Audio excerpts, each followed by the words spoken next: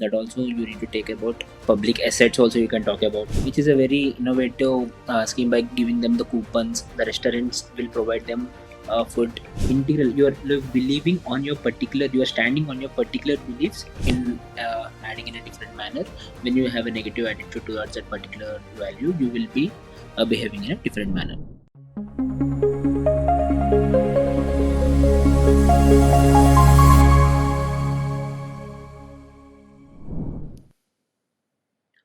Hello champions, welcome to AS with IS. I am Anrup, faculty for JS.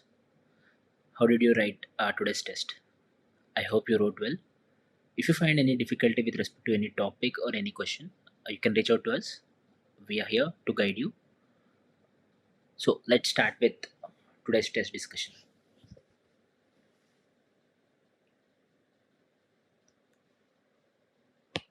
So the first question, it is talking about, in the context of defense services, patriotism demands readiness to even lay down one's life in protecting the nation. According to you, what does patriotism imply in everyday civil life? Explain with respect to examples. So, under this context, what do you understand by patriotism? Patriotism is showing extensive love, devotion towards one country, and in a way contributing to that country to ensure development in all aspects. So, extensive love, devotion to that country, and also you can add loyalty to that particular nation. Now, when it comes about the defense services, with this devotion and loyalty, they give their life in order to protect the nation. Their first policy is nation comes first.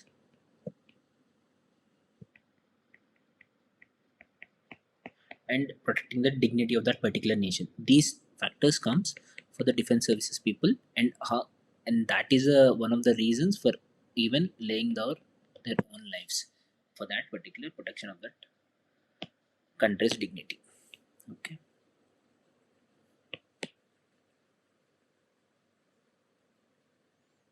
So yeah, now we discussed how the defense services shows patriotism towards their nation, and now the main important part of the question is patriotism imply in your civil day life.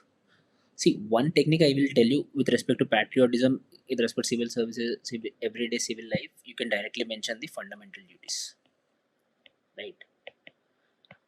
By doing your duty correctly with respect to all the factors in the when mentioned in the fundamental duties, you can frame your entire answer on this. Or you can also write, this is also needs to be there in the fundamental duty, but was not included, paying your taxes. Or you can talk about voting in a manner by logical conclusions and in an objective manner to elect their leader, rather than by taking the money that you can do, or trying to help needy, or donating in order to ensure inclusive society.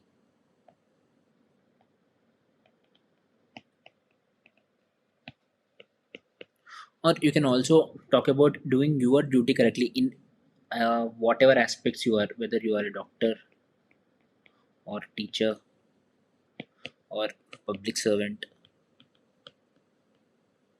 If you do your duty correctly in an ethical and right manner, then that is one of the value you're showing towards your patriotism towards your country. On these lines, you can develop your answer. First, if you are struck with this particular type of a question, you can directly go to the fundamental rights. It also talk about the environmental protection. That also you need to take about public assets. Also, you can talk about. Yeah, by thinking on these lines, you can develop the entire answer for this particular question. Now let's go to the second question. Aptitude is considered as a foundational value for civil services in India. So there are two aspects in this particular question. One, first you need to discuss about what is aptitude, and then why it is an foundational value in civil services. So what is aptitude? Aptitude is a skill whether you learn or it's coming to you by natural to do any task in a professional, proficiency and efficient manner. So what is aptitude? Either you by natural or you learn that skill to do any particular task with an efficient manner by using the efficient resources giving the maximum returns. That is what aptitude is. But why it is a foundational value? That means you have to discuss about the significance of the aptitude.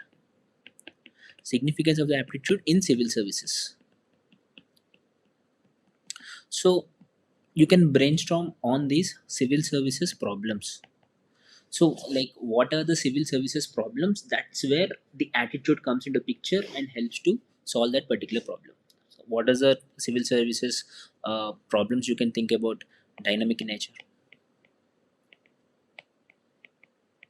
Means in particular one particular village you need to uh, behave in one particular manner, or you need to learn their particular local language in order to reach to the people in a betterly manner, or there may be many problems you need to solve where it needs innovations, or you need to deal with multi stakeholders, or there will be so much of pressures, political pressures, or you can also your departmental pressures or from senior pressures. All these things you need to talk about, and you should also, as a civil servant, you need to provide inclusion policies. So by keeping all these aspects in your mind, now you have to link how this particular aptitude will help you to solve these problems. See, first one you can talk about the problems innovation. For each state or each district or each village has separate problems and you need separate interventions. So let's talk about Operation Sulaimai of Kerala by Prashant Nair.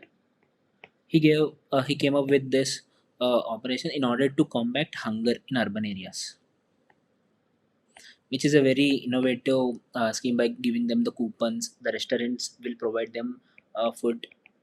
So in this way, it's combating the urbanization hunger. So it's an unique and innovative solution. So you need to be more creative and innovative. So how can you get more creative and innovative? By like have developing that aptitude and desire to solve that particular problem. So that for the problem innovations you can talk about, and dynamic nature. And I also talk about just now I spoke about how you need to learn a new languages in order to directly interact with the local people more and connect with them. For that aptitude is necessary. And also multi-stakeholder approach, like multi-stakeholder problems, you need to talk to all the sections of that particular society and you need to build the consensus. So that's where you need to think about, like you need to learn this aptitude to what you'll say, bring all the parties to one particular consensus and working under the pressure. That aptitude will help you to get this. And inclusion policies, you need to uh, take the ethical decisions or decisions based on that particular data driven policies or data, and then framing the policies and the complex tasks. For this all you need the aptitude. That's why aptitude is made the foundational value of civil services. You can talk, you can say that's why the foundational value aptitude is a foundational value for civil service. And you can also conclude by saying CSAT. UPSC, thinking of all these things in mind, has come up with the paper 2 in prelims CSAT, which analyzes the aptitude of that particular aspirant. You can conclude your answer like this. So let's come to the third question. One of the tests of integrity is complete refusal to to be compromised. Explain with reference to the real life example. So here he gave another definition to integrity. What is integrity? Is complete refusal to be compromised. So like one particular definition you can always keep in mind integrity is inclusion of three consensus of three things. One, actions, beliefs, and your words. So what are your beliefs, what are your actions, and what do you say? By consensus or by congruence of all these the three things make you integrity. That means you are being honest, you are not being compromised due to pressures or by lucrative offers, and also you are being integral, you are like believing on your particular, you are standing on your particular beliefs till your death. So that's how you can first explain about integrity, and how one like how the complete refusal of compromising is one of the key factors of integrity. You can also discuss there in this particular fashion. And then next comes the second part of that question, to deal with the real life example. uh, in this case I can talk about Sachendra Dubey. Why I am talking about Sachendra Dubey? Because he's an Indian engineering service officer, but due to his stand his stance towards his values and his integrity, he was killed for golden quadrilateral project, where he saw many what you will say compromises with respect to the quality and colluding of corruption. And he was also offered the corruption, but he didn't take it, and he protested it, and also he became a whistleblower by raising that particular issue to the PM. And also he has been a whistleblower, and he didn't compromise on any particular values that he believed, and he also got multiple threats. Even with the multiple threats or also life threats, he still practiced what he believed. So that makes him a perfect example for this question is what I believe. So I mentioned about Sachin Dubey. You can mention his and how he didn't compromise, and how he rejected being compromised, and how he stood. You can explain that. No, let's check about the next question. Let's talk about define attitude and explain significance in civil services. How can civil servants' attitude impact the public trust in government institutions? So, what we can do here first, let's understand what the meaning of attitude. Attitude is a predisposable notion, like you already have a pre-designed notion on one particular object, or let's say a particular person or particular situation, whether it can be positive or negative. Basing on all these things, your action will be decided. Okay, so that is attitude. Attitude can be explained in a three-step process. One is we can easily remember in a CAP model. One is cognitive, one is effective, one is behavior. So cognitive you can talk about is a belief, your belief system, and effective is like your attaching emotion, and behavior is your action. So let's take one example to understand this better in a betterly fashion. Let's say you believe in the equality.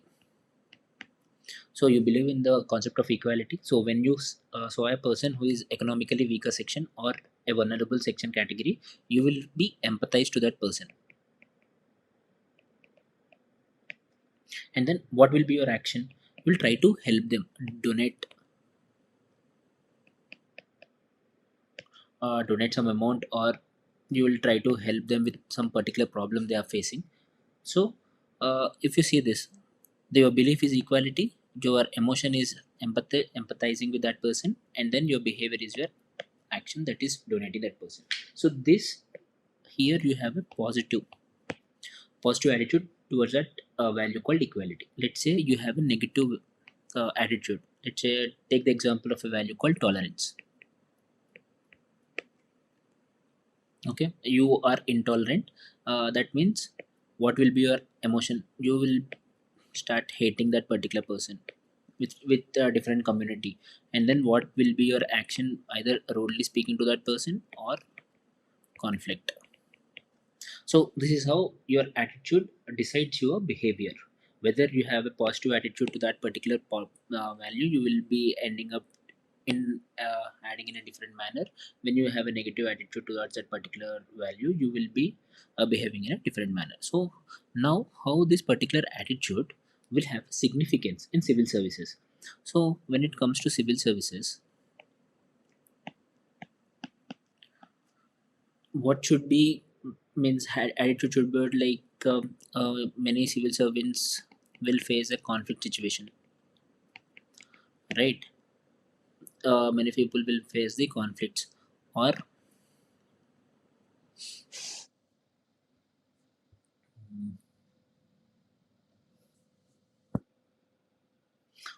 you can talk about a decision making, or when it comes to service orientation.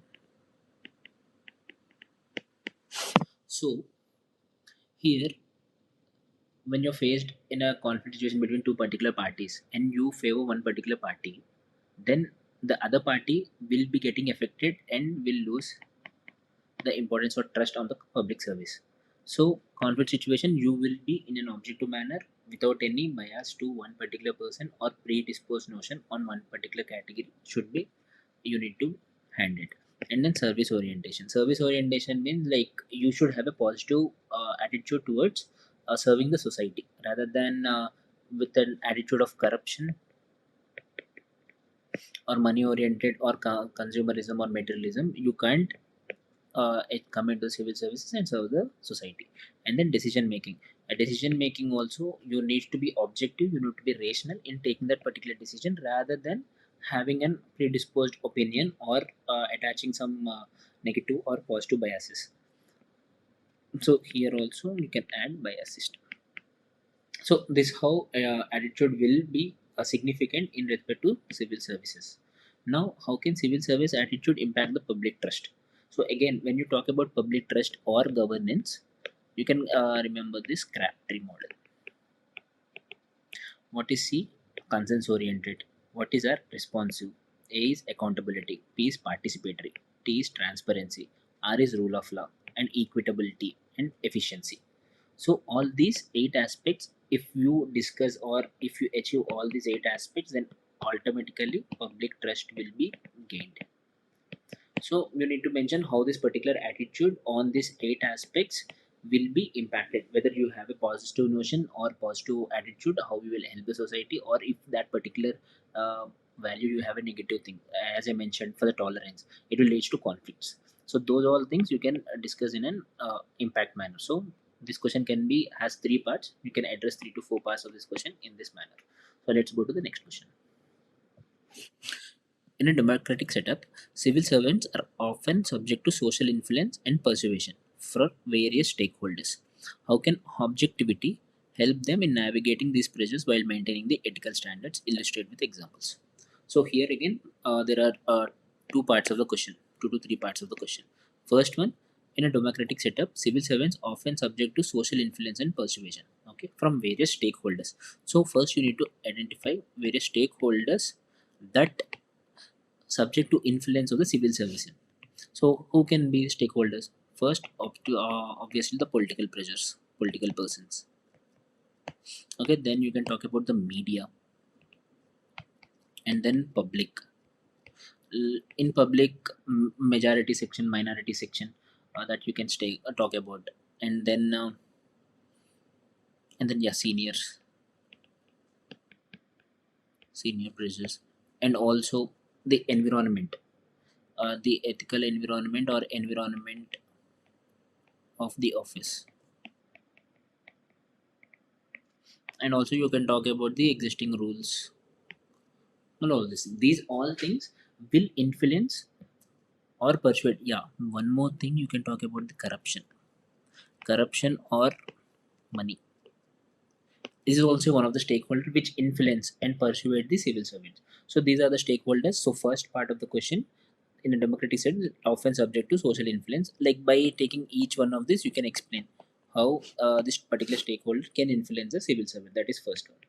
Now we understood the problems, that is how this will, like this particular stakeholder will influence the civil servant, and how objectivity can help in navigating these pressures is what the second part of the question. So I take about this.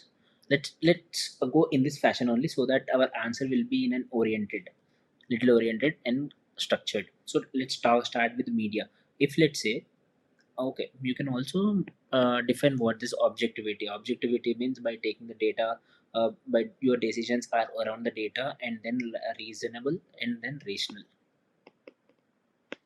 So you form your decision based backed by data, and that is based on some rationality that you can discuss, talk about the objectivity. Now how this particular value objectivity help in maintaining these pressures and ensuring ethical standards. So first, media pressures and all can be handled by saying, I took this particular decision by backing of this data. So as per this data only I did. So my decision is not wrong, and it's backed by data, and I took the correct decision. That we can talk about when it comes to the media pressures. And in public, let's say, at one point of time you might be feeling that I might be what you say favoring one community and not the other community. Let's say you have this rich data which says the particular stat like metrics with respect to literacy, health, or water, sanitation, and everything. So basing on this, you will help or inculcate in that particular field in order to ensure all the persons of the society will get an equitable benefit. And then senior pressures and all, that also you can handle. You're saying because of this particular reason I did this action. That means like you are based on the object. Like here, yeah, one more stakeholder you can mention is the environment also. And political pressures also, you can easily combat them by saying why you did this. If you want to do this particular action, I need to do this and all, you can combat. So by being objective and rational, you can combat all the social influences and persuasion, and you will also be act as a moral guide, and also guide you to each step. Once you come to this, how to proceed from there, because you are backed by data, and your reason, like logic is based on a reason. So fifth question is done. Now let's come to the next question. You are an IS officer posted in subdivisional magistrate in tribal dominated area. A private mining company has proposed a project that promises economic development. This kind become important, but threatens to displace 500 tribal families. The company has a political backing. India's superiors hinted approval the project to boost state revenue. The tribal community protects, citing loss of the livelihood and cultural heritage. You discover the company's environmental impact assessment is fault. A local NGO urges you to halt the project while the company offers you a lucrative post-retirement position. So the first question is, who are all the stakeholders involved? So by reading the passage only, you can easily understand who are the stakeholders. First, directly comes the tribal family, and who are the perpetuators to this tribal family is that private company. And then you can also talk about the politicians involved.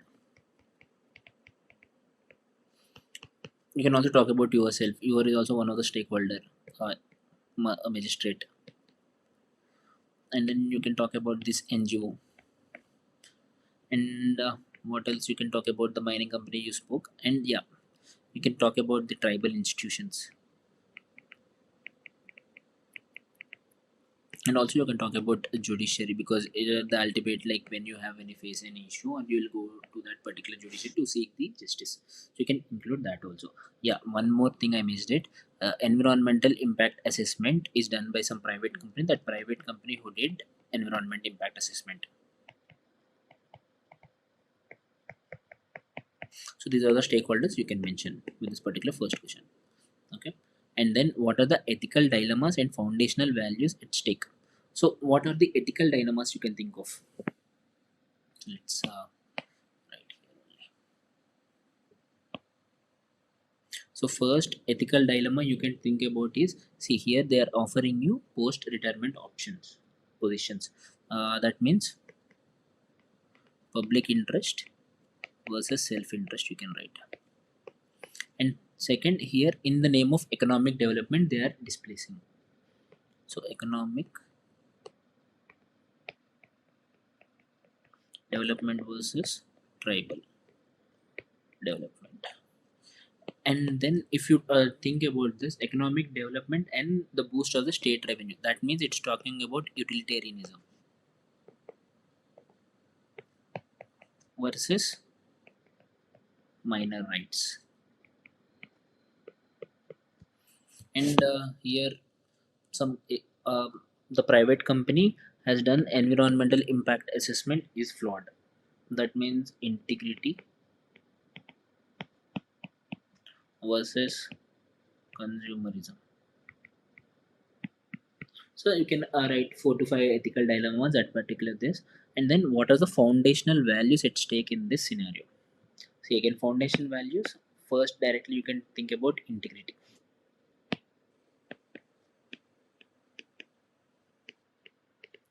And see here we are displacing around 500 tribal families. That means empathy is at stake. Empathy on that particular weaker sections. And then objectivity. Why objectivity? Because this is flawed, and basing on this we are approving. That means objectivity is at stake. And then integrity, yeah, accountability or transparency, because they are saying approving boosting the state revenue, but they didn't give us some tracking or something, so you can write this. So now he's asking course of action to address the situation, justify your approach with reference to integrity, impartiality and empathy. So you can write in this particular fashion with respect to integrity what you will do, with respect to impartiality and empathy, or you can give in a short term and long term fashion. So first immediately is, as per the NGO, first need to stop temporarily, stopping the temporarily not to proceed further, and also giving some relief to the tribal families. And second, there should be an independent committee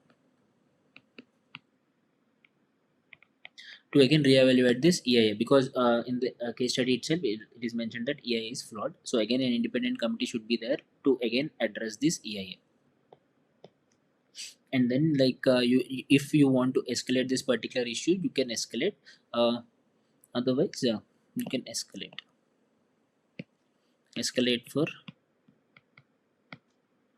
for better understanding of this problem, and also including the perpetuators. And also fourth, here the tribals are protesting, so you need threatens to dispute fire fiber families, so you need to provide protection to tribal families. And also you need to go and give the assurance to the tribal families that justice should be served. Assurance and trust building, so that you can do with respect to, say that we talked about integrity, we also talk about impartiality by doing independent committee, and also empathy. We are providing support and trust to that tribal community, and also providing protection. Okay, and then now long-term solutions, what you can mention first, the EIA, whether it is flawed or not, there is no such mechanism to check, so proper mechanism to be there in order to validate EIA. That steps need to be taken, and we need to enhance tribal rights by enhancing the Forest Rights Act, and tribal rights should be properly enhanced. If suppose displacement is for the proper development, the proper pay should be there, proper compensation. Okay, and it's also talk about yeah, if it's also talk about economic development, we need to see some places where the economic development can also happen without hampering the tribal families. So long term solution will be the development of the tribal community as a whole, and also ensure this kind of EIA flawed mechanism should not be happen in the future. So that's how you have to approach this particular question, and you can start this question with the constitutional articles also, because tribal community there are so many kind of constitution articles. You can say if you unable to remember anything directly, you can mention say article 21. That also you can start. Okay, let's see the next question. With the summer heat being exceptionally severe this year. Sorry, exceptionally severe this year. The district has been facing severe water shortages. The district collector has been mobilizing his subordinate to conserve the remaining water reserves for preventing the district from plunging into acute drinking water crisis. Along with an awareness campaign for conserving water, strict measures have been taken for stopping the over-exploitation of groundwater. Vigilance teams have been deployed to tour the villages and find the farmers who are drawing water from deep borewells or also from the reservoir for irrigation. Okay, the farmers are agitated by such action. A delegation of farmers meet the district collector with issues and complaints that still shows they believe in the system while they are not being able to irrigate the ground. Big industries located near the river are drawing huge amounts of water to deep borewells for the industrial purpose. Okay, so it's saying for farmers we stopped it, but big industries are still exploiting the water borewells. The farmers alleged that okay, administration is anti-farmer and corrupt. Okay, being bribed by the industry, the district needs to be placate the farmers as they are threatening to go on a prolonged protest. At the same time, the district collector has to deal with the water crisis. The industry cannot be closed as this would result in a large number of workers being unemployed. Okay, discuss all the options available to the district collector as a district magistrate. Okay, so first, what is asking all the options available. So at present, what are the problems uh, with respect to the district magistrate? First, there is a water crisis, and second, there is a complaint from the farmers that thinking that the district collector is favoring the industries and colluded with the colluded with the industries. So that needs to be cleared. So these two things, and also industry has been taking a lot of water from the ground. So how can we approach this? The first option will be dealing with water crisis.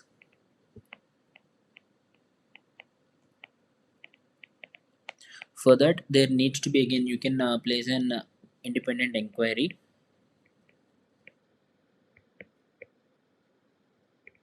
to check whether the industry of particular industry is consuming so much of water rather than required, and in order to ensure the basic minimum amount of water per day that is needed for that organization to run without being without dismissing any employee, that you need to talk about. And then there needs to be a proper consensus mechanism or sitting with the farmers to explain them the particular problem the entire village is facing and why such actions needs to be there. And third, you can take about the priority list, like water is essentially for drinking, and you can also allow some water for crops rather than taking the water intensive crop. They can take some crops like millets. They can allow what usage of water for less water intensive crops rather than wheat and rice. So, and fourth, in this kind of situations, any time you have to also search for other available options to bring the water, let's say from the other nearby village or from other states, or escalating these issues to the state government to request some like water drought like situations to them, that you can do. And also the fifth one, you can use the Manrega scheme to dig more what you will say rain harvesting methods, bore wells, in order to ensure in the future you will not face this particular problems in this particular village. Okay, what suitable actions can be taken in a view to mutually compatible interest of the stakeholders? So again, here again the stakeholders are majorly two. One is the farmer section and one is industries. So here asking mutually compatible. So what we can do, the farmers perception is that the industries are using most of the water. So what we can do is we can come with a strategy that for some days the farmers will use the water, or for some days the industries will use that strategy you can make, like 50-50 strategy. Some days farmers will use, some days industries will use, so that both will work in a simultaneous way. Or second thing, you can what will say share the water resources based on their particular usage. I told you we will sit an independent committee in the above one. Basing on that independent committee recommendations, we can share the water resources efficiently. Okay, and then third thing we can talk about the water that is mostly used for the priority needs, and then take care about go to the industries. First it will talk like drinking water should be ensured, and second for important food crops, and then you can talk about the industries. Because let's say even if they become unemployed on something basing on the Manrega scheme or other government schemes, we can give them beneficiary support for some days, but these become the more priority things. Okay, what are the political, administrative and ethical dilemmas for the district collector? What are the ethical dilemmas for the district collector? See again here industry, that comes development versus here the basic needs.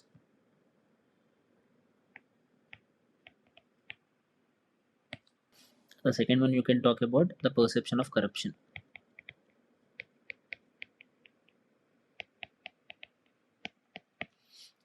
Because farmers obviously think the DM is colluded with the industries. So again empathy versus rule of law. Rule of law, again empathy, because the many farmers face many problems.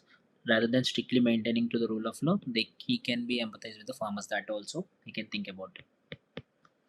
And here economy versus equity. Why it is economy versus equity? Because industries talk about the economic support to the economy, but with respect to farmers, they are facing the equal issues. That means whether you should support the industries or you should support the farmers. That's how economy versus equity ethical dilemma one we can face. So basing on this you can address this particular question.